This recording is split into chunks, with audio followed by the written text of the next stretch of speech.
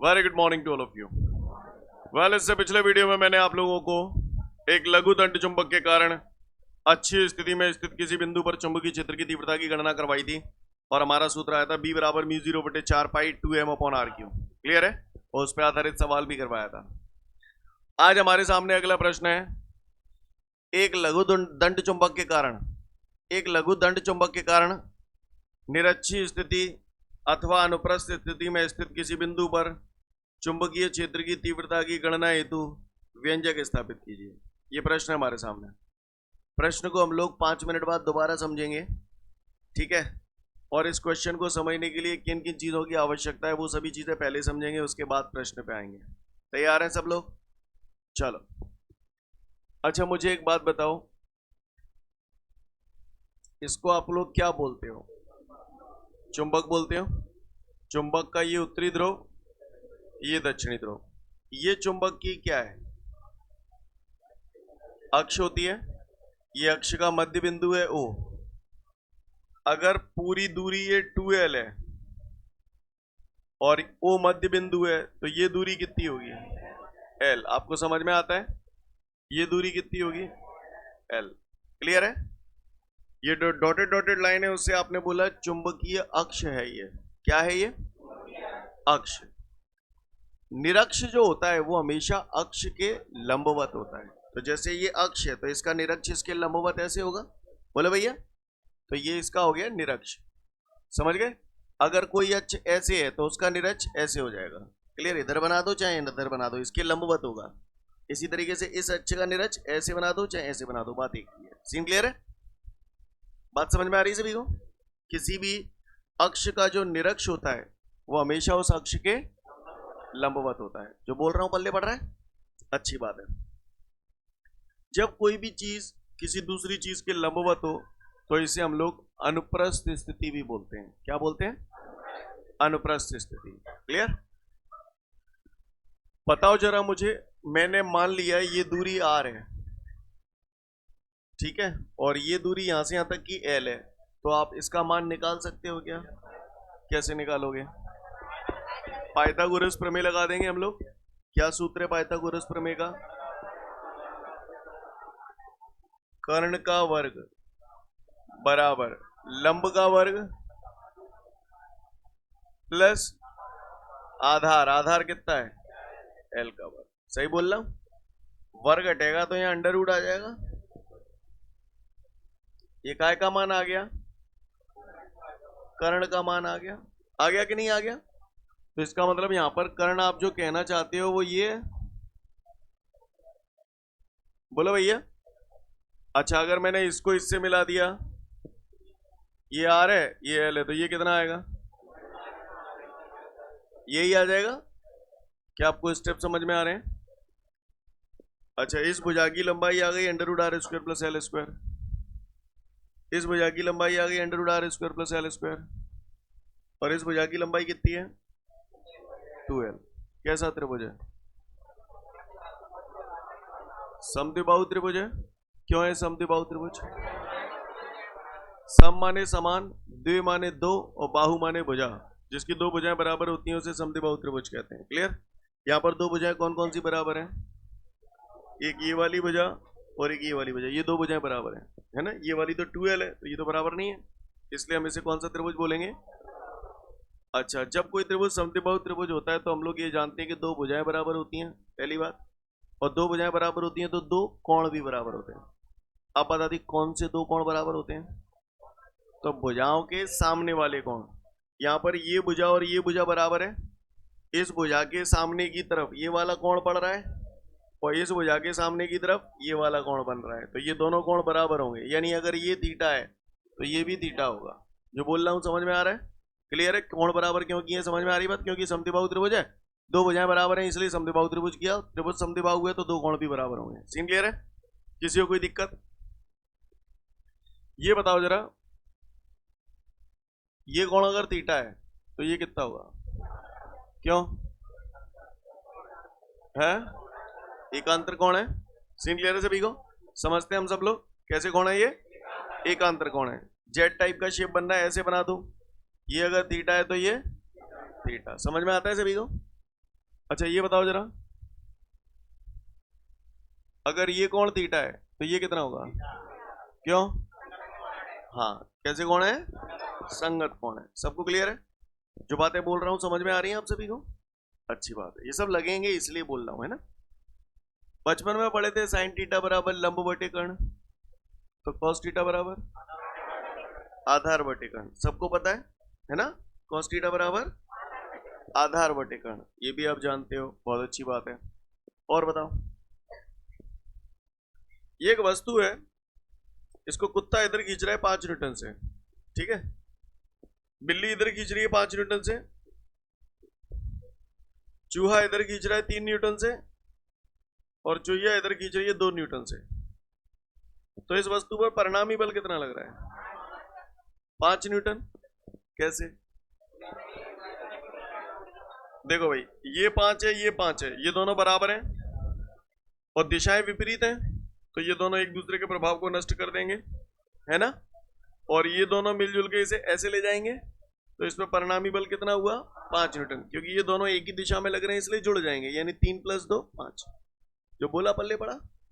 अच्छी बात है, ये भी आप समझ रहे हो। चुंबकीय क्षेत्र की दिशा निकालना आता है? बताना जरा। ये उत्तरी ध्रुव है, इस बिंदु पर चुंबकीय क्षेत्र की दिशा किधर होगी? ऐसे होगी, क्योंकि हमें मालूम है जिस बिंदु पर चुंबकीय क्षेत्र की दिशा ज्ञात करनी होती है वहां उत्तरी ध्रुव मानते हैं। उत्तरी उत्तरी समान ध्रुव है, प्रतिकर्षण बल लगेगा, तो ऐसे जाएगा, तो ये दिशा होगी चुंबकीय क्षेत्र की। बताना जरा, ये दक्षिणी ध्रुव है, इस बिंदु पर दिशा किधर होगी? इधर की ओर, क्योंकि उत्तरी मानेंगे, दक्षिणी उत्तरी आकर्षण, आकर्षण होगा तो ऐसे जाएगा, तो ये चुंबकीय क्षेत्र की दिशा। सबको आती है चुंबकीय क्षेत्र की दिशा निकालना? आगे बढ़ जाऊं? अगर यहां तक की पूरी कथा क्लियर है आपकी, तो अगली बात पे आता हूं। बताइएगा मुझे एक बात, बताओ, ये बात मैंने आपसे चैप्टर 1 में भी कई बार करवा चुका हूं। ये एक वस्तु है, कुत्ता इधर खींच रहा है, बिल्ली इधर खींच रही है, तो इसका परिणामी कैसे जाएगा? ऐसे? सही बोल रहा हूं ना? तो ये परिणामी है कुत्ता और बिल्ली का। अगर कोई वस्तु ऐसे जा रही है तो ये भी किसी न किसी का परिणामी है। किस किस का? इसका और इसका। अगर कोई वस्तु ऐसे जा रही है तो ये भी किसी न किसी का परिणामी है। किस किस का? जा का और जा का। सीन क्लियर है? जो बोल रहा हूं आपको बल्ले पड़ रहा है? हाँ, अच्छी बात है। और सुनो, अगर ये रेखा जो है इसकी लंबाई a है और ये कोण थीटा है, तो ये कितना होता है? a cos theta. सब स्टार्टिंग में बता चुका हूं। और ये जो लोग जानते हैं अच्छी बात है, जो लोग नहीं जानते सुन लें। ये जो बीच वाली लाइन है जिसका मान a है, ये बीच वाली लाइन कौन सी लाइन के संग कोण बना रही है? नीचे वाली के साथ या ऊपर वाली के साथ? तो बीच वाली लाइन जिस लाइन के संग कोण बनाती है, बीच वाली लाइन जिस लाइन के संग कोण बनाती है वो वाली लाइन कॉस हो जाएगी, यानी मैं इसे लिखूंगा a cos थीटा, और बची कुची लाइन साइन हो जाएगी, इसे बोलेंगे a sin थीटा। जैसे किसी ने बोला ये a है और ये थीटा है, तो ये कितना होगा? क्योंकि अब ये लाइन इस लाइन के संग कोण बना रही है, तो ये कॉस हो जाएगा, यानी a cos थीटा, ये a sin थीटा। जो बोल रहा हूं पल्ले पड़ रहा है? अब बताना जरा, ये b है और ये थीटा है, तो ये बताओ, b cos थीटा, ये b sin थीटा। समझ में आ रहा है आप सभी को? ये सब करना पड़ेगा आपको भी। क्लियर है? बढ़ूं आगे? ठीक है, ये बात भी आपको समझ में आ गई। एक लास्ट बात और बता दो, ये कोई एक अकेला ध्रुव है, इस ध्रुव के कारण इससे r दूरी पर स्थित किसी बिंदु पर चुंबकीय क्षेत्र की तीव्रता का सूत्र बताओ। b बराबर μ0/4 पाई m/r²। इस ध्रुव के कारण इस बिंदु पर निकालने हैं, तो यहां से यहां तक की दूरी ले रहे हैं r। क्लियर है? क्या अगर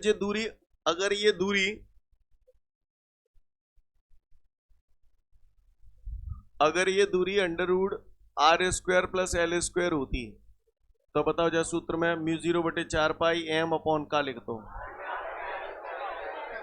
तो यहां पर मैं क्या लिखता, गौर से देखिएगा सब लोग। मैं लिखता μ0/4 पाई m/r²। तो r कितना है यहाँ पे? √r² + l² का होल स्क्वायर। जो बोल रहा हूं आपको समझ में आ रहा है?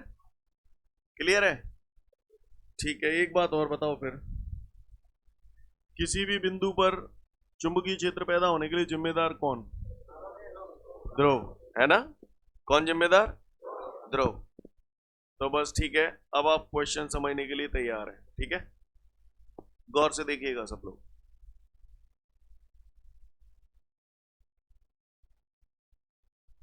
बताओ क्या है ये? चुंबक। चुंबक के अंदर ये उत्तरी ध्रुव, ये दक्षिणी ध्रुव, ये चुंबक की क्या है? अक्ष। ये चुंबक का क्या है? मध्य बिंदु। चुंबक में दोनों ध्रुवों के बीच की दूरी को कैसे प्रदर्शित करते हैं? 2l से प्रदर्शित करते हैं। ये पूरा 2l है, ओ मध्य बिंदु है, तो ये दूरी कितनी हो जाएगी? l। ये दूरी कितनी हो जाएगी? इतनी बात समझ में आ रही है? ये अक्ष है, तो इसका निरक्ष कैसे होगा? तो ये निरक्ष हो गया। यहां तक बात समझ में आ रही है? तो उसका प्रश्न समझें। वो कह रहा है एक लघु, लघु माने छोटा, एक लघु दंड चुंबक के कारण, ये दंड चुंबक है, एक लघु दंड चुंबक के कारण निरक्षीय स्थिति, तो ये निरक्षीय स्थिति है, निरक्ष बोलते हैं इसको।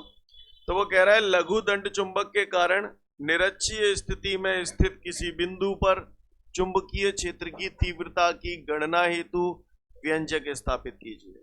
प्रश्न समझ में आ गया सभी को? निरक्षीय स्थिति को हम लोग अनुप्रस्थ स्थिति भी बोलते हैं। क्लियर है? मैं फिर से बोल रहा हूं। वो कह रहा है एक लघु दंड चुंबक के कारण निरक्षीय स्थिति में स्थित किसी बिंदु पर चुंबकीय क्षेत्र की तीव्रता की गणना हेतु व्यंजक स्थापित कीजिए। सीन क्लियर है? मैंने मान लिया इस बिंदु P की चुंबक के मध्य बिंदु O से जो दूरी है वो R है। कितनी है? R। मैंने सिंपल इसको इस पॉइंट से मिला दिया तो ऐसा नजारा हो जाएगा, बोले भैया। और इसको इससे मिला दिया यहां पर, बोलो भैया। नजारा क्लियर है सभी को? अब आप बताओ, ये R है, ये टुकड़ा L है, तो ये कितना हो जाएगा? तो समझ में आता है पाइथागोरस प्रमेय से मैंने इसको कितना लिख दिया बच्चों? √r² plus l²। स्टेप समझ में आ रहे हैं सभी को? इसी तरीके से ये R है, ये L है, तो ये कितना हो जाएगा? √r² plus l²। सही जा रहा हूं मैं? बताते रहना है। √r² plus l²। यहां तक किसी को कोई दिक्कत? चलूं आगे। उसने मुझसे बोला है बिंदु P पर चुंबकीय क्षेत्र की तीव्रता ज्ञात करो। आप बताओ बिंदु P पर चुंबकीय क्षेत्र की तीव्रता पैदा होने के लिए जिम्मेदार कौन? ध्रुव, है ना? उत्तरी ध्रुव और दक्षिणी ध्रुव। तो एक एक करके निपटाते हैं। सबसे पहले उत्तरी ध्रुव के कारण बिंदु P पर चुंबकीय क्षेत्र की तीव्रता निकालना है। तो ऐसे लिखूं, उत्तरी को n लिख दूं, n ध्रुव के कारण बिंदु P पर, बातें ना करें, चुंबकीय क्षेत्र की तीव्रता। सबसे पहले हम उत्तरी ध्रुव के कारण बिंदु P पर चुंबकीय क्षेत्र की तीव्रता निकाल लें। तीव्रता तो निकालेंगे बाद में, पहले दिशा बताओ। उत्तरी ध्रुव के कारण इस बिंदु पर चुंबकीय क्षेत्र की दिशा कैसे आएगी? क्योंकि यहां उत्तरी मानेंगे, उत्तरी उत्तरी प्रतिकर्षण, तो ये ऐसे जाएगा। बोले भैया, इसको मैंने नाम दे दिया B1। क्लियर है? तो उत्तरी ध्रुव के कारण बिंदु P पर चुंबकीय क्षेत्र की तीव्रता, यानी एक अकेले ध्रुव के कारण बिंदु P पर चुंबकीय क्षेत्र की तीव्रता क्या सूत्र है? तो B की जगह B1 लिखूं क्योंकि मैंने उसे B1 नाम दिया है। बोलो भैया, B बराबर μ0/4 पाई m अपॉन r²। अब इस अकेले ध्रुव के कारण इस बिंदु पर निकालने हैं, तो यहां से यहां तक की दूरी लेंगे। दूरी कितनी है?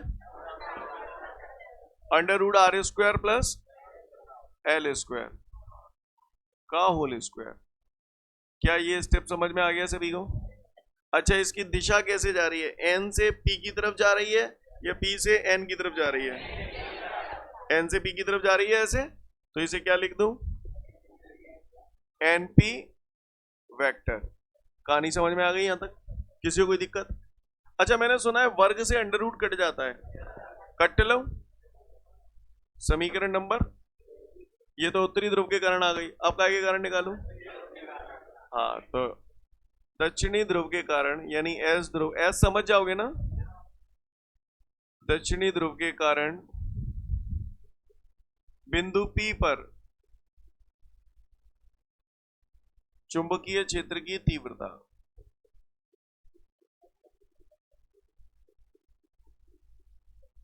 दक्षिणी ध्रुव के कारण बिंदु P पर चुंबकीय क्षेत्र की तीव्रता। चलो दिशा बताओ पहले। दक्षिणी ध्रुव ये रहा, बिंदु P ये रहा, दिशा कैसे आएगी? ऐसे आएगी। इसे B2 नाम दे दूं तो फिर वही एक अकेले ध्रुव के कारण किसी बिंदु पर चुंबकीय क्षेत्र की तीव्रता का सूत्र, B की जगह B2 μ0/4 पाई m/r²। तो r कितना है यहां से यहां तक का? √r² प्लस l² का होल स्क्वायर। स्क्वायर ते रूट कट लो। दिशा बोलो इसकी, एरो ऐसे जा रहा है, यूं P से S की तरफ इशारा कर रहा है, इसलिए PS। समझ में नहीं आई होगी। समीकरण नंबर 2। तो बिंदु P पर जो चुंबकीय क्षेत्र पैदा होना था हो गया, उत्तरी ध्रुव के कारण भी हो गया, दक्षिणी ध्रुव के कारण भी हो गया। और कोई ध्रुव बचा है?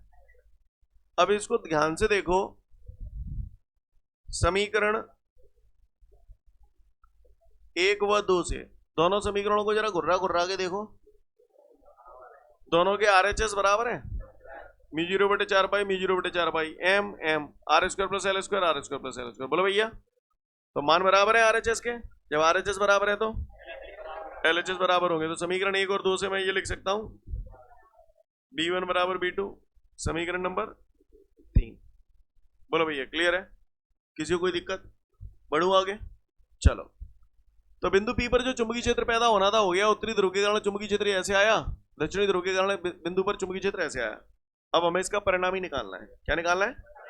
परिणामी। तो पहले तो सुनो, ये B1 ऐसे आ रहा है, तो ये किसी न किसी का परिणामी है। किस किस का? इसका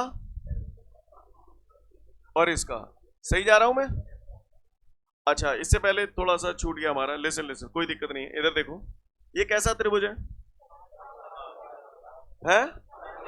समद्विबाहु त्रिभुज है, क्योंकि इसकी ये दो भुजाएं बराबर हैं।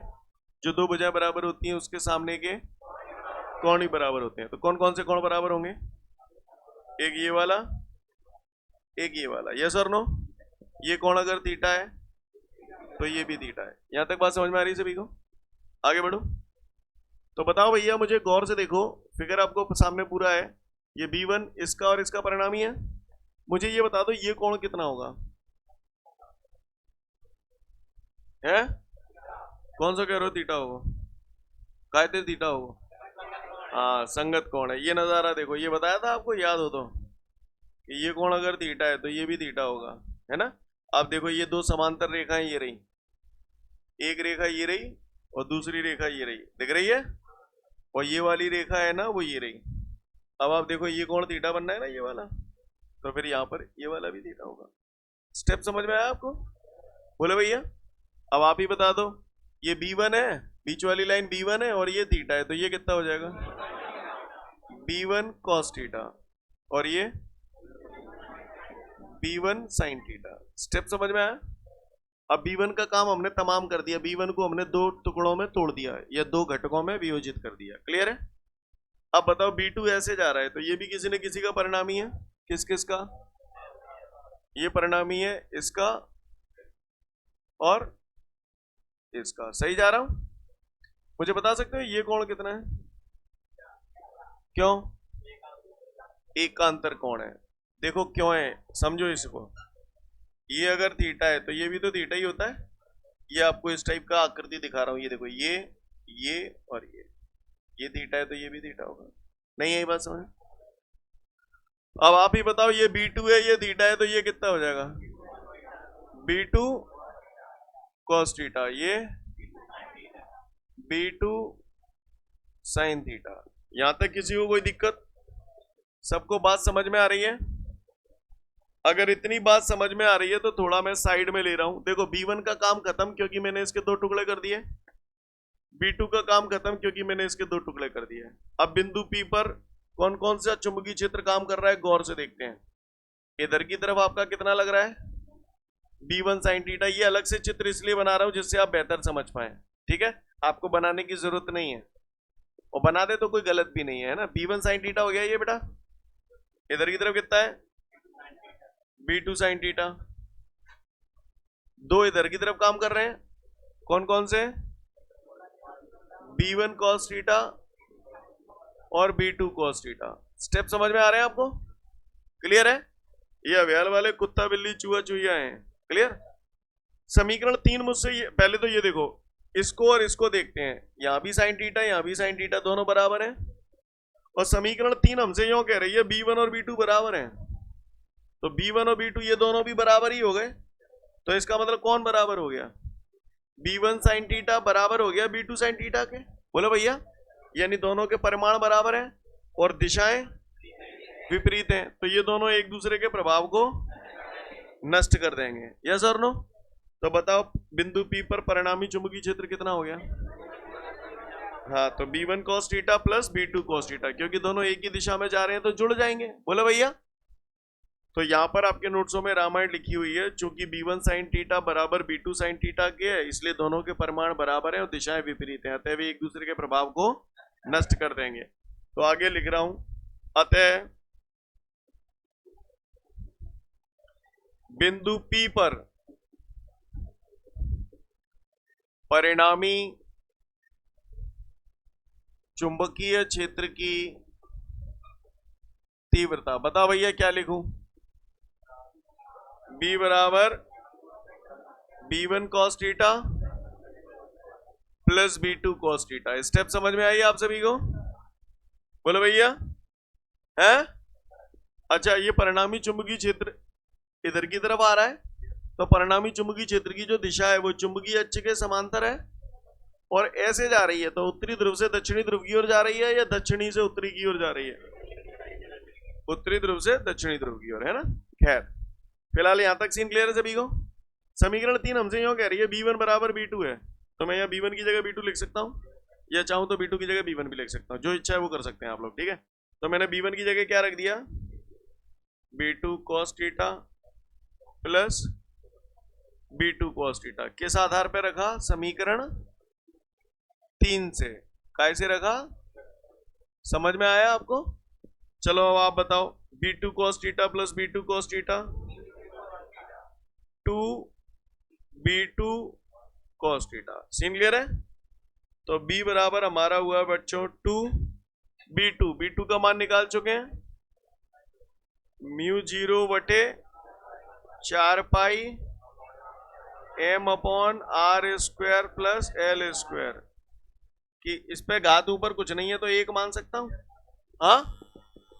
अब क्या बच गया, cos थीटा, बचपन में पढ़े थे cos थीटा बराबर आधार बटे कर्ण, पढ़ा है। इस त्रिभुज को देखो जरा घूर घूर के, चाहे इसको देख लो चाहे इसको देख लो, तो cos थीटा निकालना है, तो आधार कितना हो गया L और कर्ण कितना हो गया √R square plus L square. तो cos थीटा की जगह मैं लगा रहा हूं, यहाँ साइड में लिख दिया है मैंने, सूत्र लगाया है मैंने, cos थीटा बराबर क्या होता है, आधार बटे कर्ण।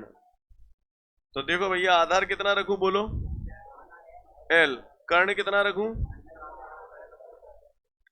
R square plus L square, काय में अंडर रूट में। अब मुझे मालूम है अंडर रूट में R square plus L square है, तो अंडर रूट हटाते हैं तो घात क्या आती है, तो ऐसे लिख दूं घात 1/2 लगा के। स्टेप समझ में आया कि नहीं आया, बोलो भैया, सबको क्लियर है यहां तक, आगे बढ़ रहा हूं। तो गौर से देखिएगा सभी लोग, हमारा आ गया B बराबर, ठीक है।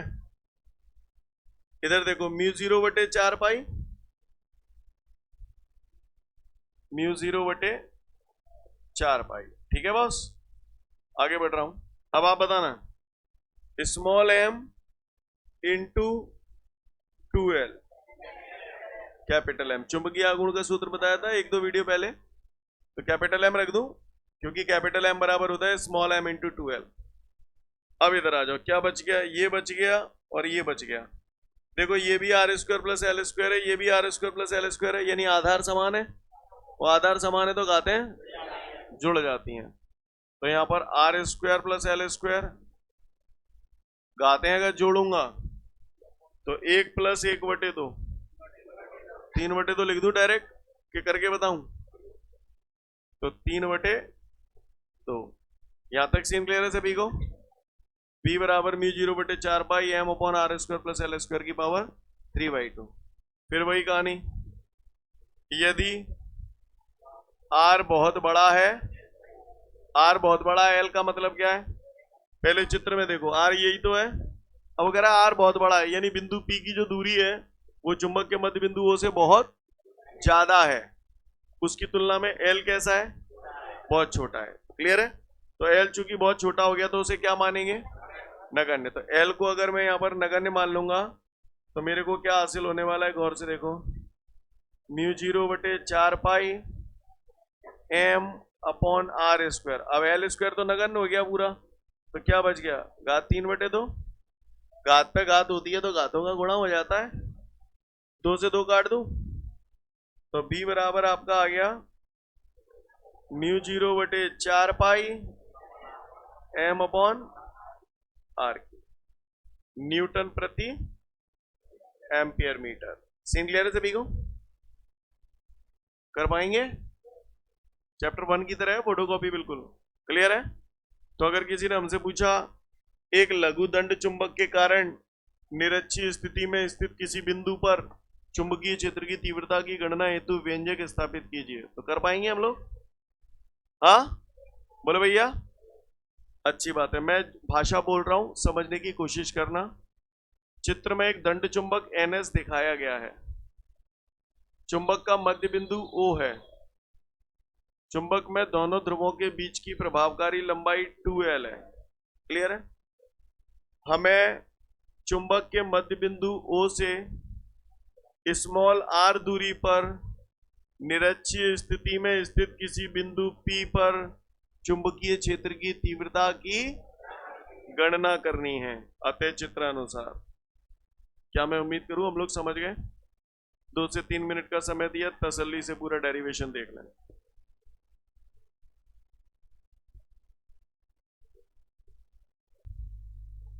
अच्छा, एक सवाल का जवाब दो, ये समझ गए होंगे आप लोग, इतना आप लोग रेगुलर बेसिस पे पढ़ रहे हो, चलो तुम्हारी इंटेलिजेंस ही चेक करें। आप मुझे बताओ, आपको कुछ दिनों पहले मैंने चुंबकीय आघूर्ण पढ़ाया था। चुंबकीय आघूर्ण कैसी राशि है? सदिश राशि है। उसकी दिशा कहां से कहां की ओर होती है? दक्षिणी ध्रुव से उत्तरी ध्रुव की ओर होती है। अब महसूस करो आप लोग एग्जाम हॉल में बैठे हैं और आपके सामने एक ओटी आ गया है, ठीक है? ओटी पहले सुन लेना अच्छे से, लक्षण से, उसके बाद जवाब देना। वो कह रहा है एक लघु दंड चुंबक के कारण निरक्षीय स्थिति में स्थित किसी बिंदु P पर परिणामी चुंबकीय क्षेत्र की दिशा होती है। क्वेश्चन समझ गए? एक लघु दंड चुंबक के कारण निरक्षीय स्थिति में स्थित किसी बिंदु P पर परिणामी चुंबकीय क्षेत्र की दिशा होती है।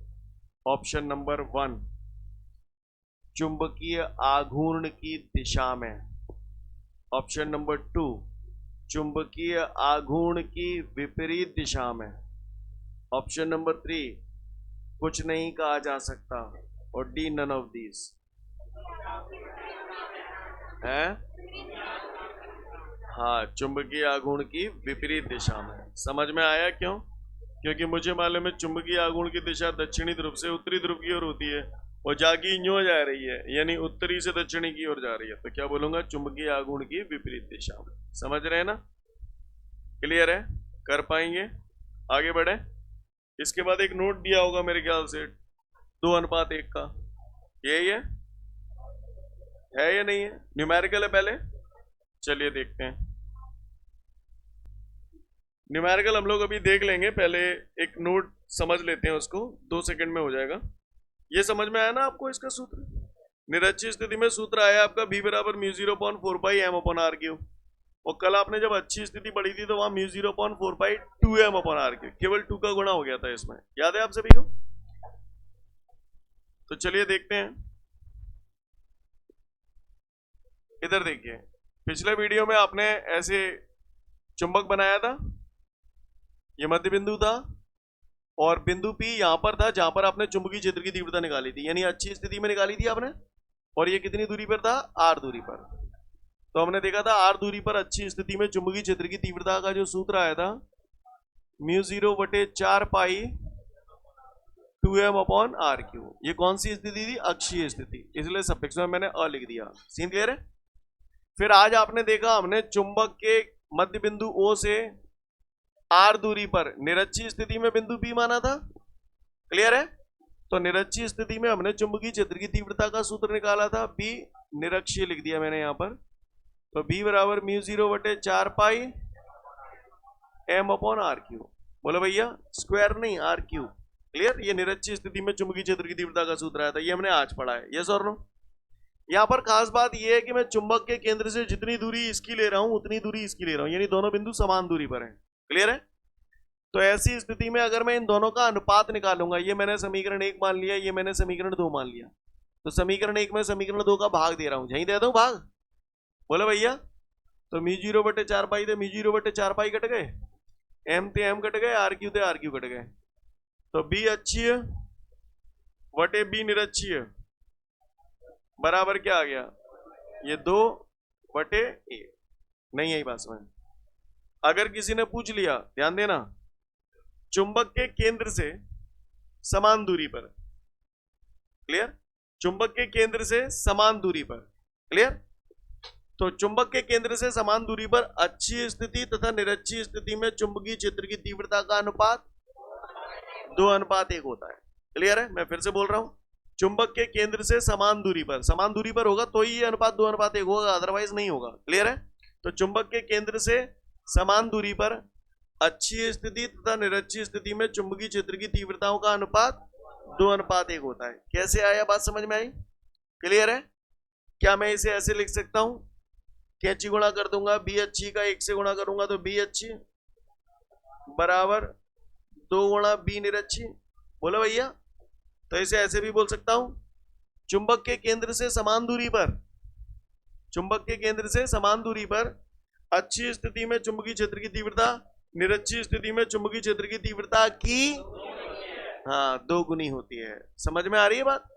तो इस टाइप से ओटी अगर बना के पूछ लिया उसने तो बता दोगे हैं? अब कान फैला के सुन लेना। क्लियर? क्वेश्चनों को वो घुमा भी सकता है, तो बताओ जरा, जवाब दो, देख के जवाब दे सकते हो बोर्ड पे, ठीक है? पर सुनना ध्यान से। चुंबक के केंद्र से समान दूरी पर अच्छी स्थिति तथा निरक्षीय स्थिति में चुंबकीय क्षेत्र की तीव्रता का अनुपात खाली स्थान होता है। हाँ, क्लियर? चुंबक के केंद्र से समान दूरी पर अच्छी स्थिति में चुंबकीय क्षेत्र की तीव्रता निरक्षीय स्थिति में चुंबकीय क्षेत्र की तीव्रता की 2 गुनी होती है। Very good.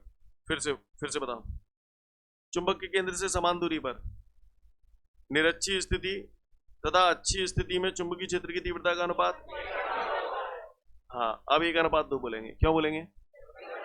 क्योंकि मैंने अच्छी बटे निरक्षी नहीं बोला, मैंने निरक्षी बटे अच्छी बोला, तो ये पलट जाएगा। अगर किसी ने बोला चुंबक के केंद्र से समान दूरी पर निरक्षीय स्थिति में चुंबकीय क्षेत्र की तीव्रता अच्छी स्थिति में चुंबकीय क्षेत्र की तीव्रता की आधी होती है। समझ गए? क्योंकि फिर ये 2 नीचे आ जाओ। क्या मैं उम्मीद करूं हम लोग समझ गए? तो इसके बाद एक नोट होगा, देखो वहीं कहीं पढ़ लो, समझ जाओगे। चलिए आगे बढ़ते हैं। अब एक सवाल है हमारे सामने, उस सवाल को देखते हैं। उस सवाल में वो मुझसे बोल रहा है कि एक चुंबक है और उस चुंबक का चुंबकीय आघूर्ण 2.0 एम्पियर मीटर स्क्वायर है। तो बताओ भैया, चुंबकीय आघूर्ण 2.0 एम्पियर मीटर स्क्वायर है, काय का मान दे रहा है? कैपिटल एम दे रहा है। क्लियर है? साथ में उसने बोला है चुंबक से 20 सेंटीमीटर दूरी पर निरक्षीय स्थिति में, बताओ काय का मान दे दिया? आर दे दिया।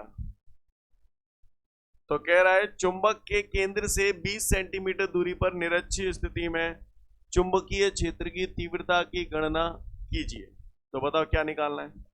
बी निकालना है। क्वेश्चन समझ गए सब लोग? चुंबकीय आघूर्ण एम्पियर मीटर स्क्वायर कौन सी पद्धति में? एसआई पद्धति में मीटर में नापा जा रहा है, ये बदलना पड़ेगा, सेंटीमीटर को मीटर में बदलना पड़ेगा। बताओ भैया, 20 सेंटी कितना होता है? 10⁻⁻2 मीटर। कहानी समझ में आ रही है सभी को? तो बस बता दो भैया, निरक्षीय स्थिति में क्या सूत्र है? μ0/4 m/r³। सीन क्लियर है? μ0/4 का मान 10⁻⁻7। m दवा पट्टन है, दशमलव के बाद जीरो का कोई महत्व नहीं होता, तो 2/r³ r कितना है? 20 गुणा 10⁻⁻2 का क्यूब। सॉल्व करके बताऊं? तो कर दे दो। बोले कितना आ रहा है आंसर? बोले इसका 2.5 इंटू 10⁻⁻⁻5 न्यूटन प्रति एम्पियर मीटर। कर लेंगे ना? Note it down.